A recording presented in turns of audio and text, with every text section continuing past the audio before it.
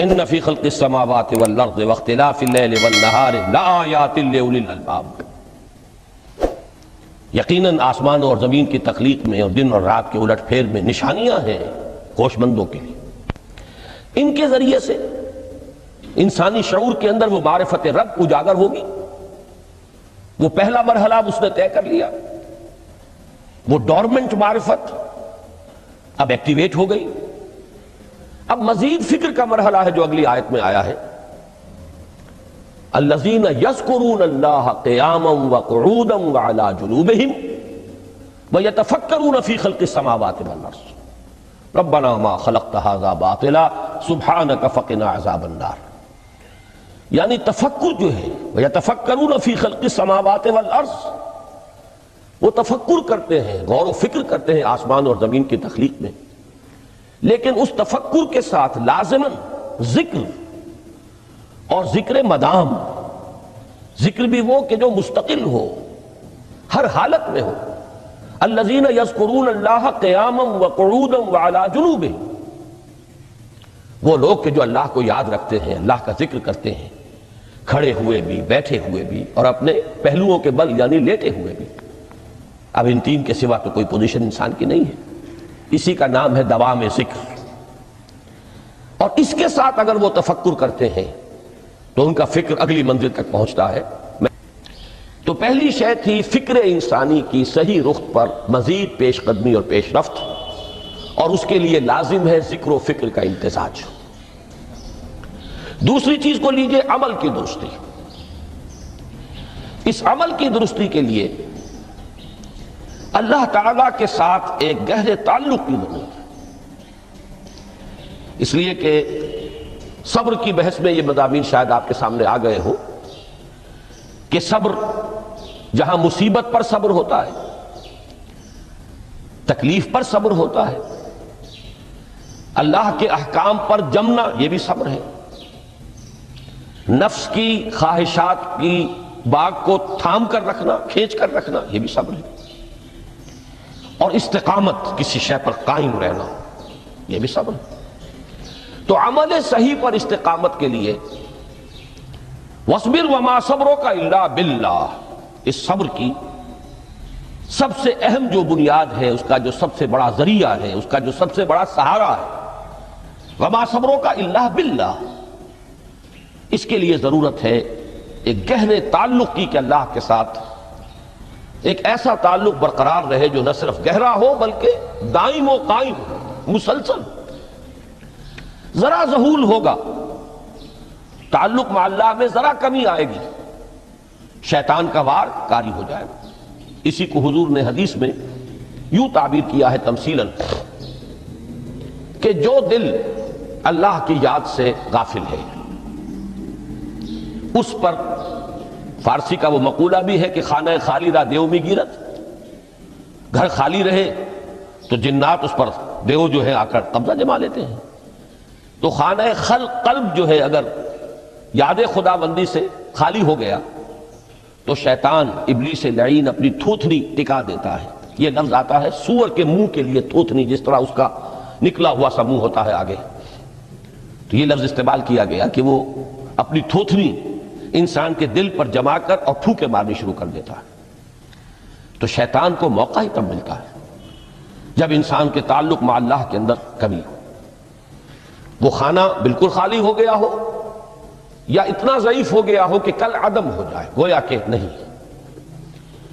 تیسری چیز کی طرف آئیے، روحانی ترقی۔ روحانی ترقی کے لیے میں ایک اصطلاح کے سامنے لا رہا ہوں، اس سے مراد کیا ہے؟ روحانی ترقی کے لیے ہماری دینی اصطلاح ہے تقرب الی اللہ، اللہ سے قریب تر ہوتے چلے جانا۔ اس پر میرا کتابچہ بھی ہے، تقرب الی اللہ کے دو مدارج، دو درجے، جو در حقیقت ایک حدیث نبوی علیہ الصلوۃ والسلام ہی پر مبنی ہے کہ حضور نے ایک درجہ قرار دیا ہے تقرب بالفرائض، فرائض کے ذریعے سے انسان اللہ کا قرب حاصل کرے۔ ایک ہے تقرب بالنوافل، نوافل کے ذریعے سے اللہ کا قرب حاصل کرے۔ ان میں کیا نسبت و تناسب ہے؟ اہمیت کے اعتبار سے کون بڑھ کر ہے، بلندی کے اعتبار سے کون بڑھ کر ہے، یہ تمام مسائل میں نے اپنی اس تقریر میں بیان کیے تھے جو اس کتابچے میں شائع ہوئی ہے۔ اس وقت میں اس کی تفصیل میں نہیں جا رہا، صرف یہ تذکرہ اس لیے کر رہا ہوں کہ جن کو بھی خواہش ہو جائے وہ اس کا مطالعہ کرے۔ ہماری اس وقت کی گفتگو سے وہ کتابچہ اس جگہ پر منسلک ہوگا۔ تو تقرب الی اللہ، یہ تقرب کوئی فزیکل فینومینن نہیں ہے، جسمانی یا مادی مسئلہ نہیں ہے۔ اللہ سے قرب یہ نہیں ہے کہ کوئی کروڑوں میل کا فاصلہ ہے، اب ہمیں کوئی رسی پر چڑھنا ہے اوپر بڑی محنت اور مشقت سے، فصل تو ہے ہی نہیں، فاصلہ ہے ہی نہیں، بعد ہے ہی نہیں۔ نحن اقرب الیہ من حبل الورید، ہم تو انسان سے اس کی شہرگ سے بھی زیادہ قریب ہیں۔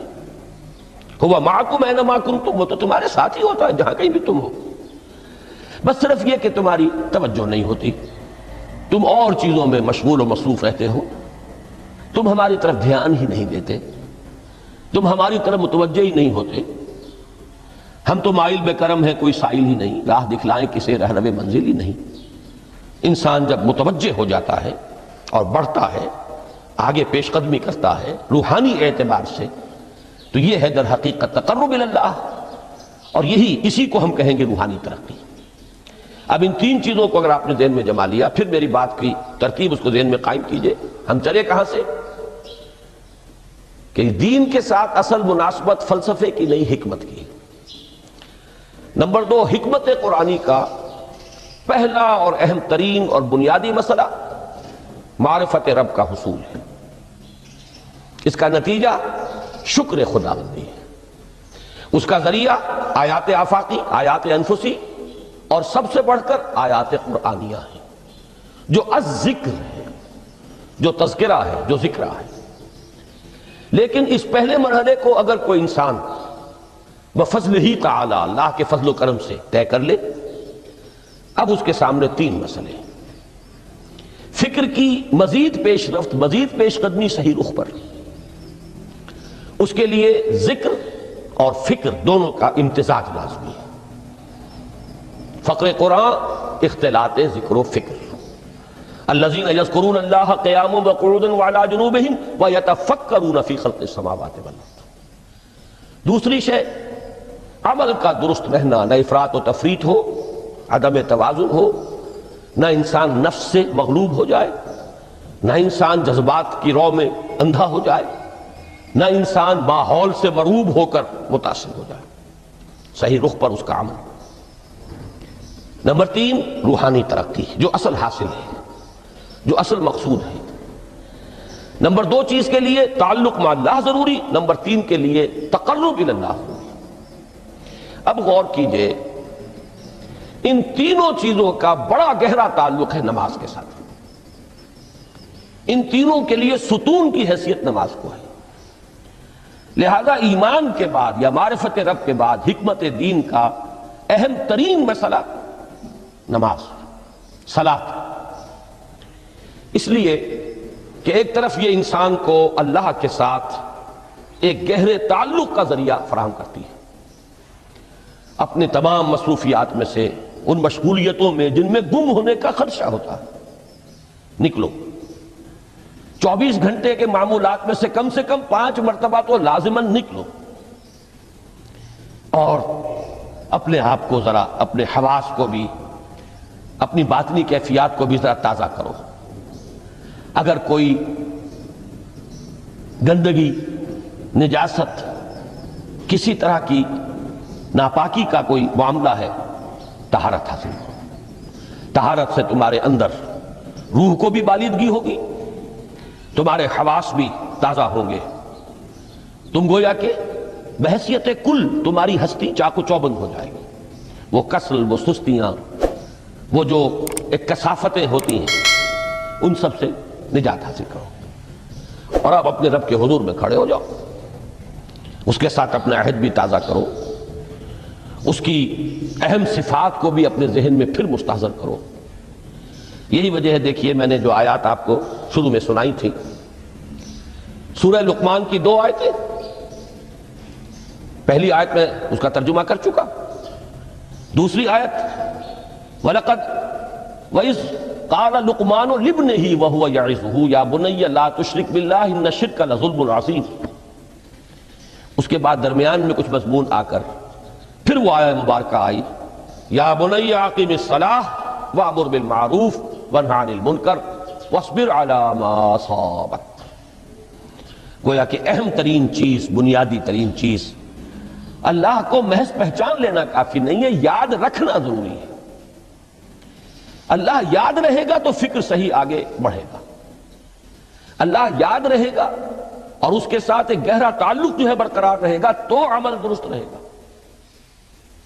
بالکل یہی بات سورہ طٰہٰ میں جو پہلی وحی حضرت موسیٰ علیہ السلام پر ہوئی اور پہلا مخاطبہ ہے، چونکہ حضرت موسیٰ کو یہ انبیاء کرام کے مقدس گروہ میں ایک امتیازی حیثیت حاصل ہے کہ ان سے براہ راست گفتگو ہوئی ہے، اگرچہ صرف ایک پردہ تھا، اوٹ من ورائے حجاب گفتگو ہوئی ہے، لیکن یہ کہ کوئی فرشتے کا درمیانی جو ہے وہ لنک نہیں تھا، براہ راست اللہ تعالیٰ نے حضرت موسیٰ علیہ السلام سے کلام فرمایا۔ کلم اللہ موسیٰ تکلیما، موسیٰ سے تو اللہ نے کلام فرمایا جیسے کہ کلام کیا جاتا ہے۔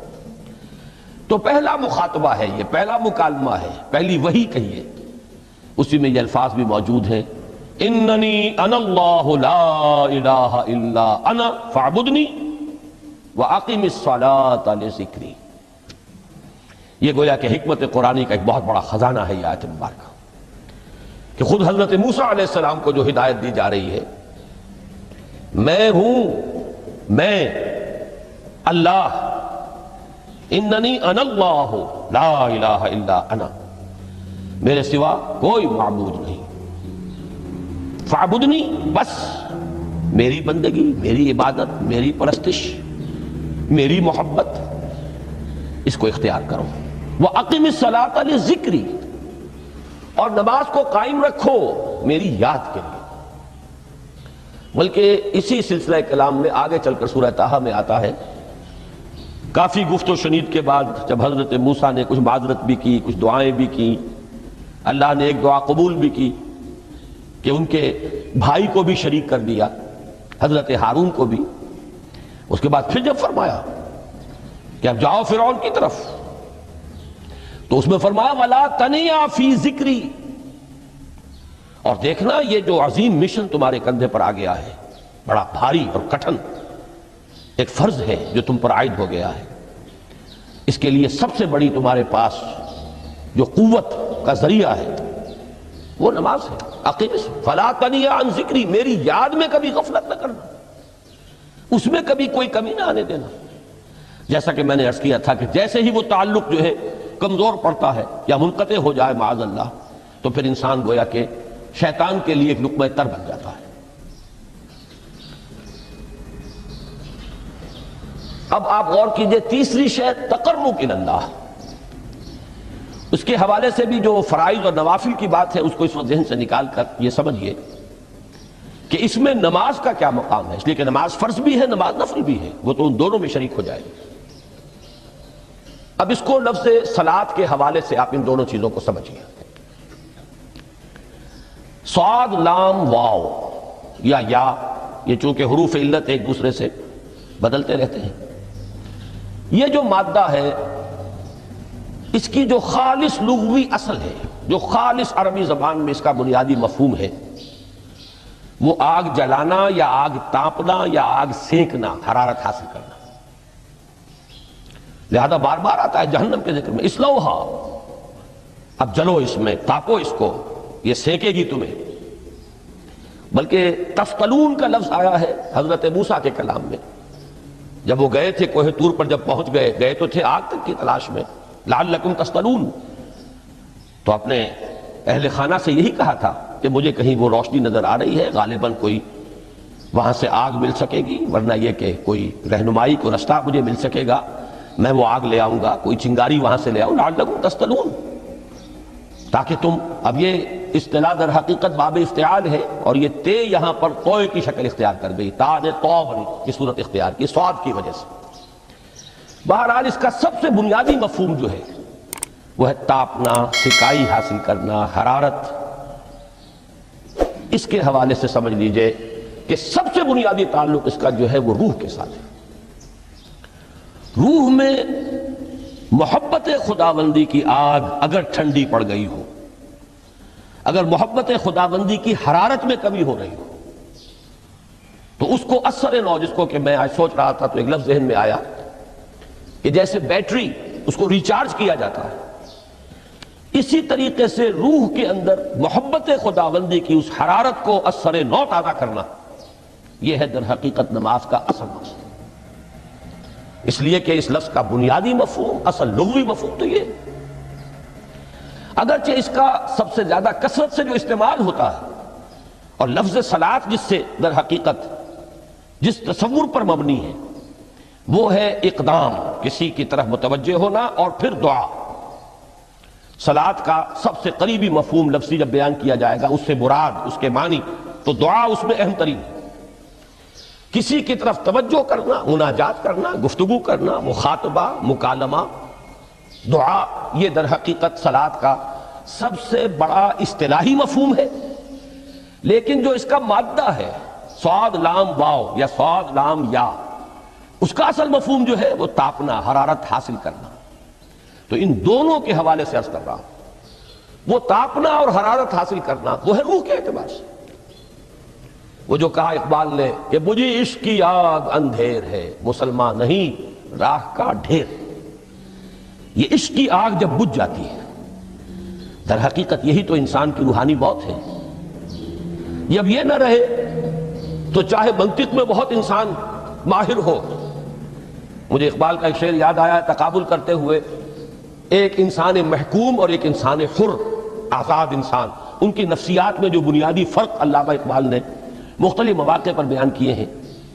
محکوم ہے بیگانہ اخلاص و مروت، ہر چند کے منطق کی دلیلوں میں ہے چالاک۔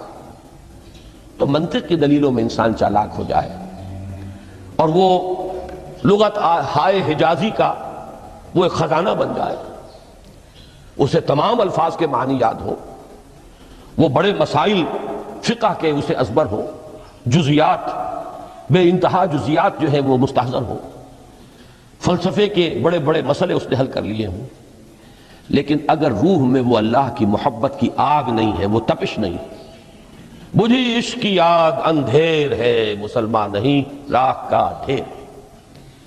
اسی کے حوالے سے آج مجھے یاد آیا تھا کہ وہ جو بڑی سادہ سی ایک نظم ہے، اللہ تعالیٰ سے دعا، یا رب دل مسلم کو وہ زندہ تمنا دے، اس میں بھی جو الفاظ آئے ہیں جو روح کو گرما دے اور قلب کو تڑپا دے، یہ ہے اصل جو مقصود ہے نماز کا۔ اور یہی وہ چیزیں جیسا کہ میں نے عرض کیا تھا کہ نگاہوں سے اوجھل، یہ پہلو سامنے ہے ہی نہیں، دوسرا پہلو سامنے ہے اور وہ بھی میرے نزدیک بہت اہم ہے، بہت بنیادی ہے، اس میں کوئی شک نہیں، لیکن یہ ہے بلند ترین منزل کہ تقرب الی اللہ، اس کے لیے در حقیقت یہ کس لیے درکار ہے؟ روح کے اندر عشق کی حرارت اور گرمی تازہ ہوتا ہے۔ بسا اوقات یہ اندر دب جاتی ہے، جیسے انگارہ ہوتا ہے آگ کا، اس کے اوپر خاک اور راکھ آ جاتی ہے، اندر کچھ ہوتی ہے، آگ دبی ہوئی سمجھ، آگ بجھی ہوئی نہ جان، اس دبی ہوئی آگ کو پھر ایک شعلہ بنانا، پھر اس کے اندر ایک حیات تازہ پیدا کرنا، یہ ہے نماز کا اہم ترین اور بلند ترین مقصد۔ لیکن اس کے ساتھ ہی اس نماز میں ذکر ہونا، اس کا یہ ذکر ہے، اور ذکر کی جب میں فہرست بیان کیا کرتا ہوں بہت سے حضرات کے سامنے ہوگا کہ ذکر کا در حقیقت مفہوم ہے استحضار اللہ فی القلب۔ ہمارے ہاں غلطی سے جو ذرائع ذکر ہے انہیں ذکر قرار دے دیا گیا ہے۔ نماز ذکر نہیں ہے، نماز ذکر کا ذریعہ ہے۔ اقیم الصلاۃ لذکری، نماز قائم کرو میرے ذکر کے لیے۔ یہ اللہ اللہ کہنا یا ادعیہ معصورہ جو حضور صلی اللہ علیہ وسلم کی مسنون دعائیں ہیں، انہیں اپنے تمام معمولات دنیاوی کے ساتھ ساتھ ان دعاؤں کو بھی انسان پڑھتا رہے، اللہ سے دعا کرتا رہے، یہ تمام ذرائع ذکر ہیں۔ سبحان اللہ الحمدللہ الحمدللہ، اس کا آپ ورد کیجئے، یہ بھی ذریعہ ذکر ہے۔ حقیقت میں ذکر ہے استحضار اللہ فی القلب، اللہ کو دل میں لے آنا، اللہ کو دل میں حاضر کر لینا اصل میں تو ترجمہ ہوگا، لیکن حاضر جاننا، یہ کیفیت جو ہے انسان کو حاصل ہو جائے۔ اب اس کے حوالے سے ذرا بات سمجھیے کہ ایک تو میں عرض کر چکا ہوں مجسم ذکر تو قرآن ہے، لہذا ذکر کی فہرست جب آپ کریں گے ذرائع ذکر تو ان میں سب سے پہلے قرآن آئے گا، اس لیے کہ وہ ہماری حکمت کے پہلے مسئلے کو حل کر رہا ہے، بنیادی مسئلہ، اہم ترین مسئلہ۔ دوسرے نمبر پر ذکر جو ہے، اب اس کے لیے کچھ اصطلاحات جو میرے مختلف دروس میں شاید آپ کے سامنے بعد میں آئیں یا پہلی آ چکی ہوں، ان کے حوالے سے میری بات سمجھیے۔ ایک ذکر غیابی ہے، تھرڈ پرسن میں صیغہ غائب میں اللہ کی یاد کرنا، اللہ اکبر اللہ اکبر اللہ اکبر۔ ابھی اللہ اکبر جو ہے یہ جملہ اسمیہ خبریہ ہے، ایک حقیقت کی تکرار آپ کر رہے ہیں، اللہ سب سے بڑا ہے، اللہ سب سے بڑا ہے، سبحان اللہ سبحان اللہ سبحان اللہ۔ یہ در حقیقت ذکر غیابی ہے کہ آپ اس میں مخاطب نہیں ہیں اللہ سے، ایک ذکر خطابی کہیں یا ذکر حضوری کہیں، جس میں مکالمہ ہوتا ہے، جس میں گفتگو ہوتی ہے۔ تو نماز در حقیقت ذکر حضوری اور ذکر خطابی کی بلند ترین شکل ہے۔ اس لیے میں نے عرض کیا تھا کہ نماز کے لفظ یا صلاۃ کے لفظ یہ اصطلاحی معنی جو اکثر و بیشتر کیے جاتے ہیں وہ ہے دعا، اور دعا میں ہوتا کیا ہے؟ مکالمہ ہے، مخاطب اے اللہ، اے میرے رب، اے پروردگار۔ پھر یہ کہ اس میں اقدام اور کسی کی طرف متوجہ ہونا، یہی وجہ ہے کہ افتتاح صلاۃ، نماز کو شروع کرنے کے لیے ایک تو وہ الفاظ جو قرآن مجید میں آئے ہیں، انی وجہت وجہی للذی فطر السماوات والارض حنیفا وما انا من المشرکین، یہ ہے توجہ کا ارتکاز، بشرطے کہ یہ صرف الفاظ ہی نہ نکل رہے ہوں، واقعتاً یہ تعبیر ہو اس وقت کی انسان کی نفسیاتی کیفیت کی، کہ شعوری طور پر وہ فیصلہ کرتا ہے کہ اب میں منقطع ہو رہا ہوں، ہر چہار طرف سے اپنی توجہ کو ہٹا کر، ہر مسئلے سے اپنے آپ کو خالی و ذہن کر کے، یعنی ظاہری اور باطنی دونوں اعتبار سے میں اپنی توجہ کا ارتکاز کر رہا ہوں اس ذات کی طرف جس نے آسمان اور زمین کو پیدا کیا، اور بالکل یکسو ہو کر رہا ہوں۔ انی وجہت وجہی للذی فطر السماوات والارض حنیفا وما انا من المشرکین۔ اور دوسری وہ جو دعا جس سے ہم افتتاح کرتے ہیں اپنی نماز کا، دیکھیں اس میں خطاب کا کس قدر اہتمام، وہاں سبحان اللہ نہیں ہے، سبحانک اللہم، پاک ہے تو اے رب ہمارے، وبحمدک وتبارک اسمک وتعالی جدک۔ اب آپ غور کر رہے ہیں، یہ ہے خاطب، براہ راست مخاطب ہونا ہو رہی ہے۔ تو سب سے پہلی بات تو یہ ہوئی کہ ذکر کی ایک شکل ہے ذکر غیابی، دوسری ذکر حضوری، اور ذکر حضوری یا ذکر خطابی کی بلند ترین منزل، بلند ترین اس کا ذریعہ نماز۔ اس کو ایک پہلو سے اور سمجھ لیجئے، سورہ فاتحہ جب پھر ہم پڑھتے ہیں جسے الصلاۃ کہا گیا ہے، جو لب لباب ہے، خلاصہ ہے، اس میں پھر تدریجاً غیاب سے حضور کی طرف پیش قدمی ہوتی ہے۔ الحمدللہ رب العالمین الرحمن الرحیم مالک یوم الدین، یہ ذکر غیابی ہے، اس میں ابھی خطاب نہیں آیا،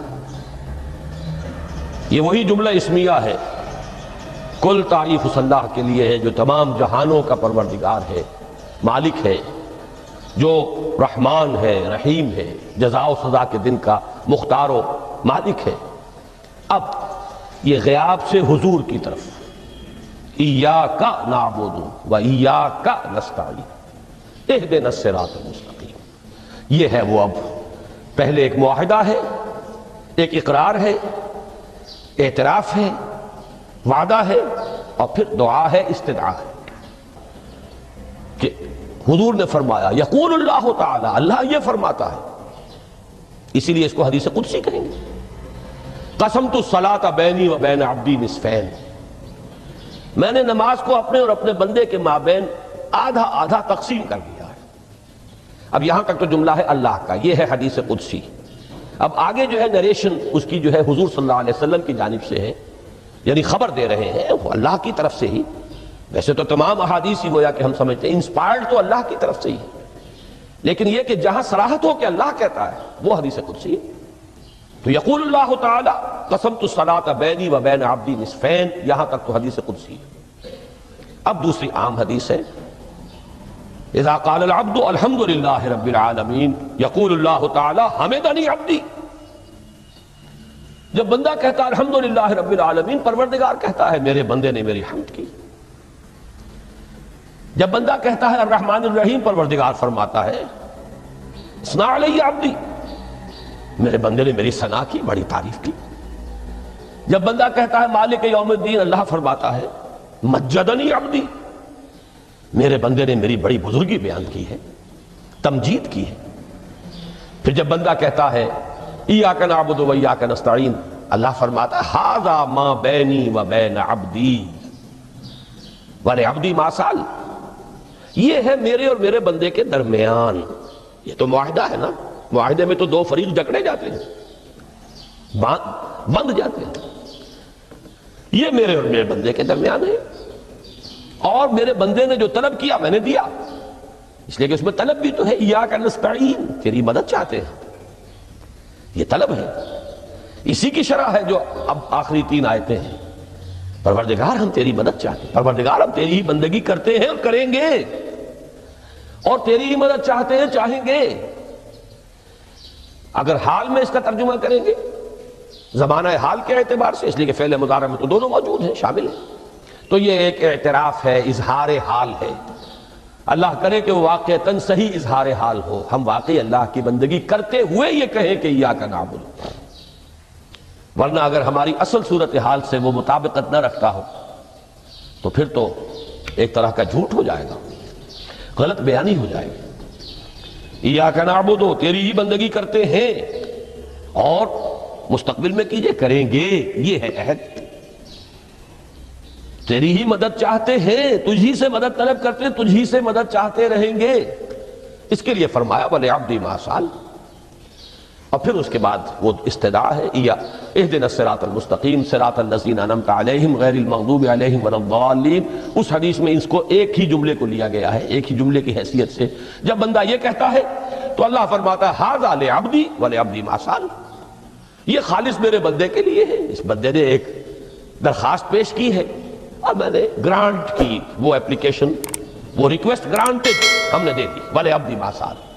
یہ ہے اس کی تاثیر کا عالم، بشرطے کے معاملہ وہ شعور کے ساتھ۔